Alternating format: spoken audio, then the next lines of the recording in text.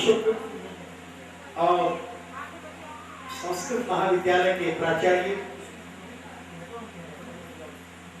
श्री व्यास जी, जो आज से कथा विश्वोत्पत्त्यादि हेतवे से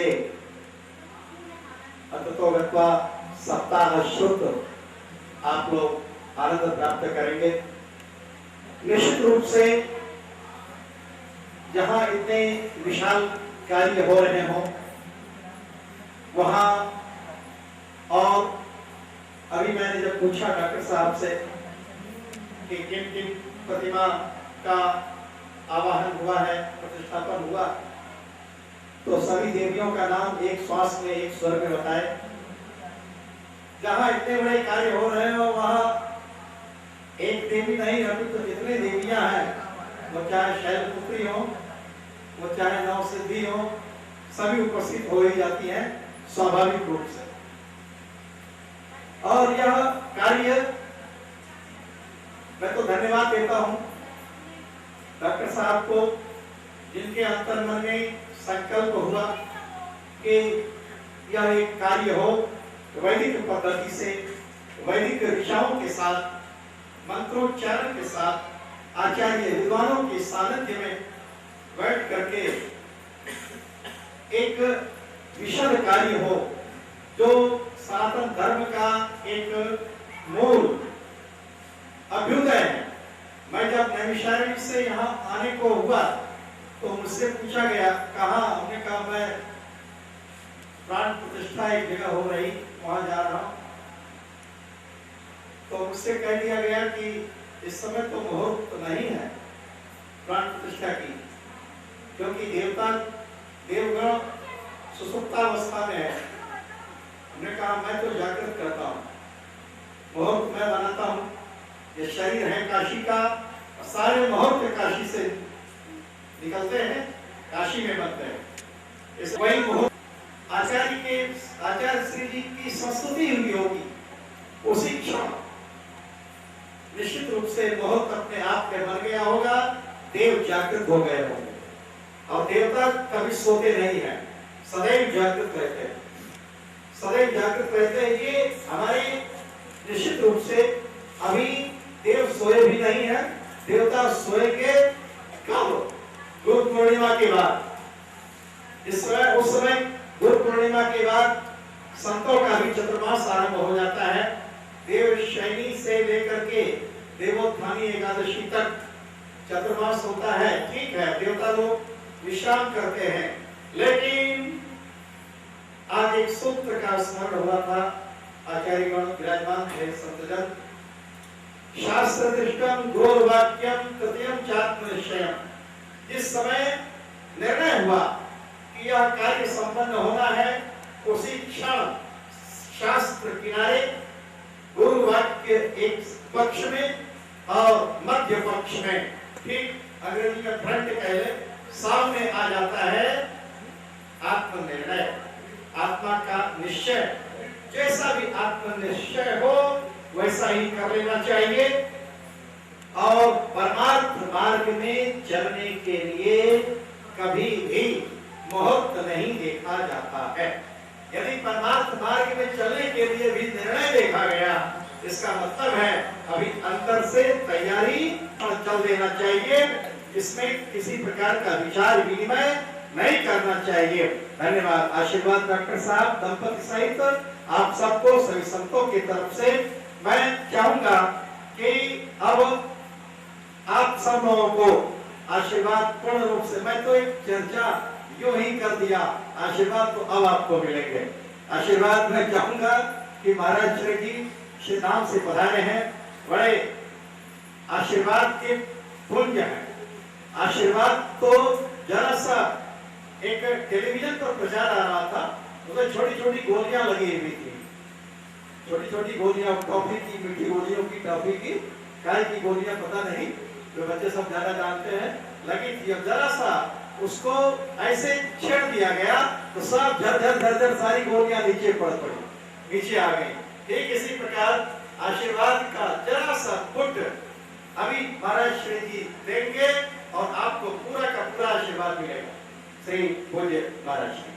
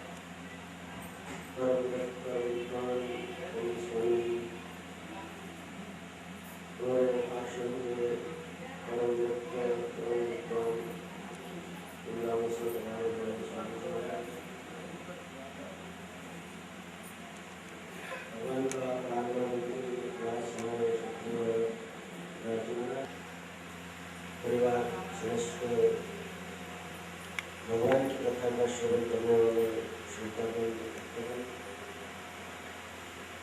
बड़े ही सौभाग्य से प्रभु की कृपा से हम लोग भगवान की प्राण प्रतिष्ठा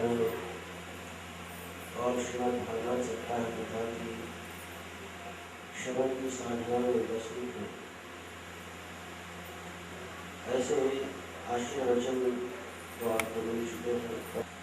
एक छोटी सी बात के संदर्भ में मैं कहना चाहूँगा। हमारे शास्त्रों में भगवान के 3 रूप बताए गए।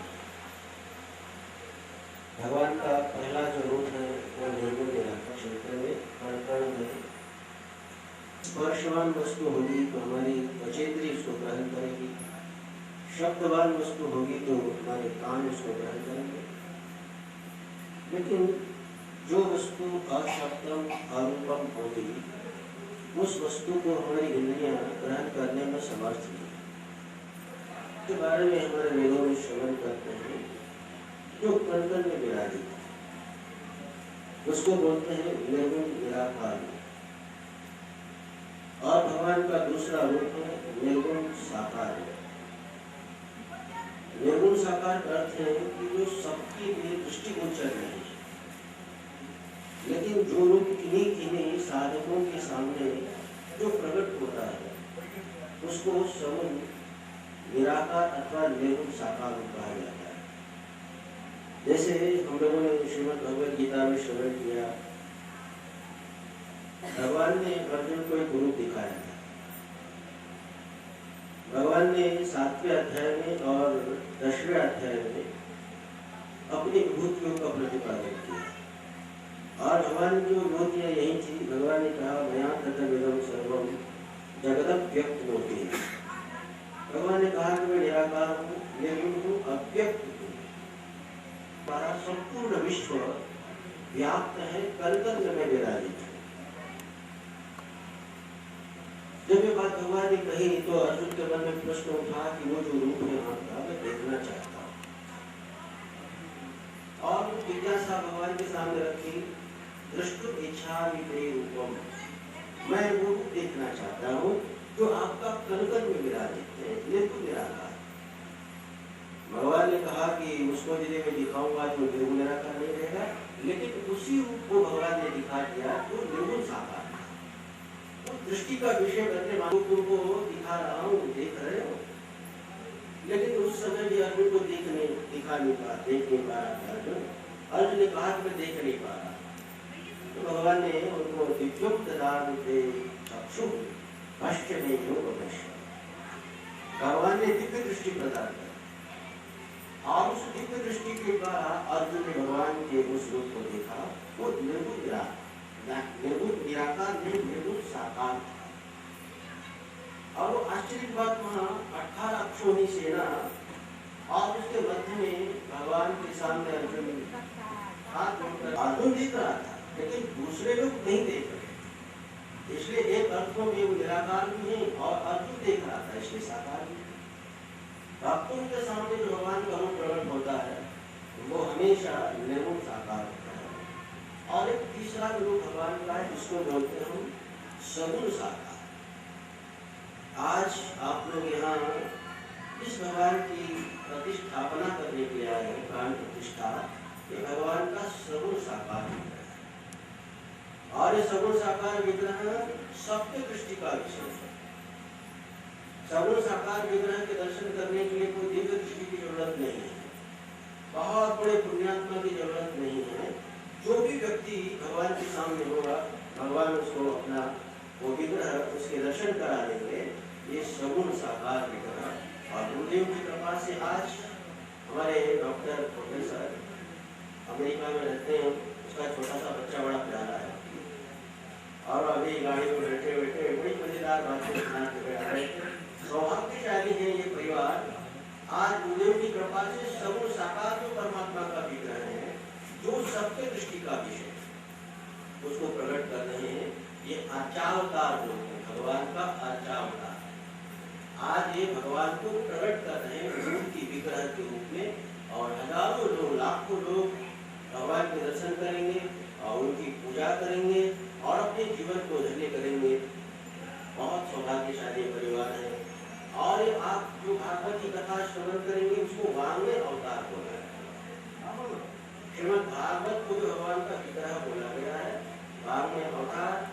और उस वांग्मय अवतार का स्पर्श, एक भगवत स्पर्श, आप भगवान की कथा श्रवण करेंगे साक्षात भगवान को सुनिए, आप उनको प्रणाम करेंगे साक्षात भगवान को प्रणाम करेंगे, उनकी परिक्रमा करेंगे भागवत की, साक्षात भगवान की परिक्रमा होगी।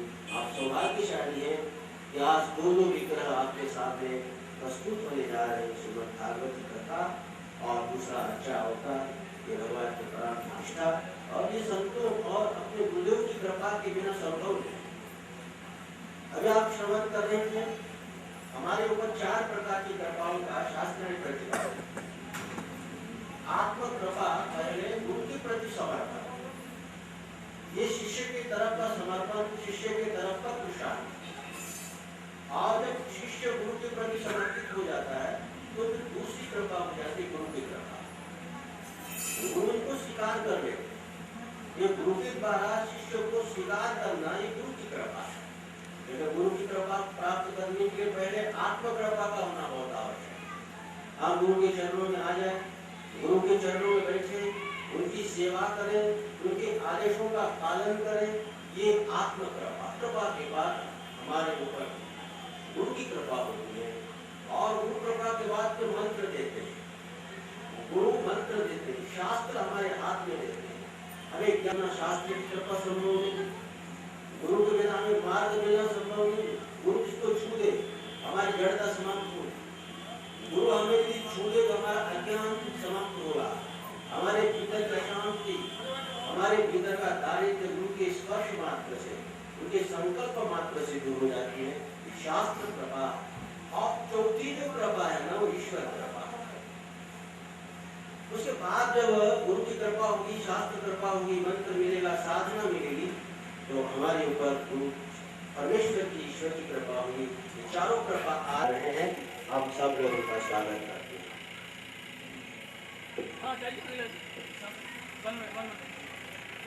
गुरु जी की जय, गुरु जी की जय।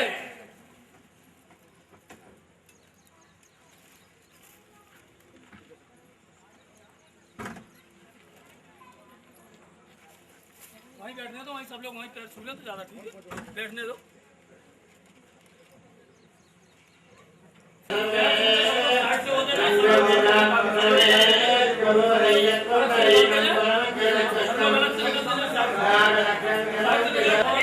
निकलते जाओ,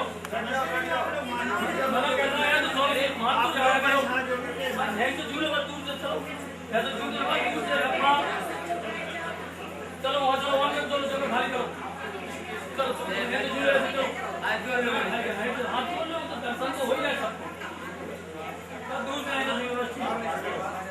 बस हो गया।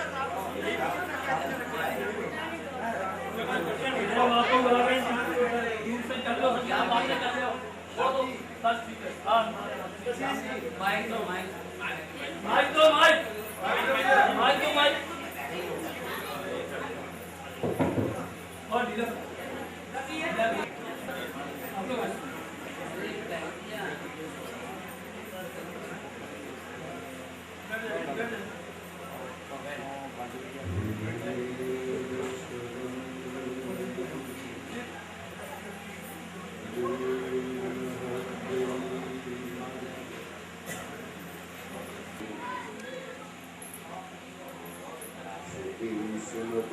पुराणानामालयम् करुणालयम् नमामि भगवत्पादम् शङ्करं लोकशङ्करम्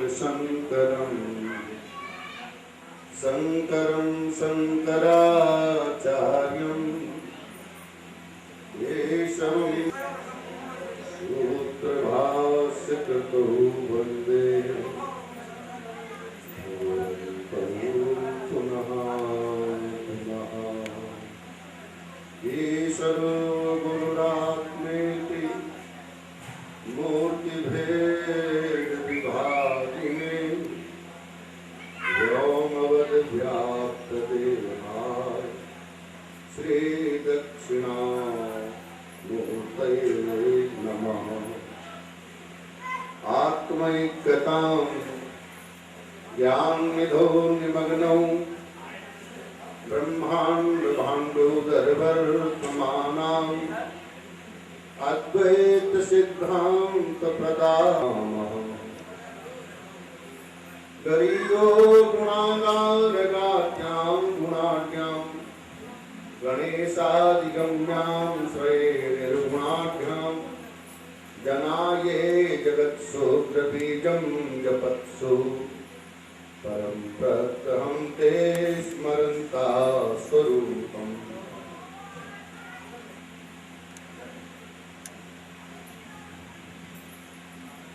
परम पावन प्रसंग है, विविध स्वरूपों का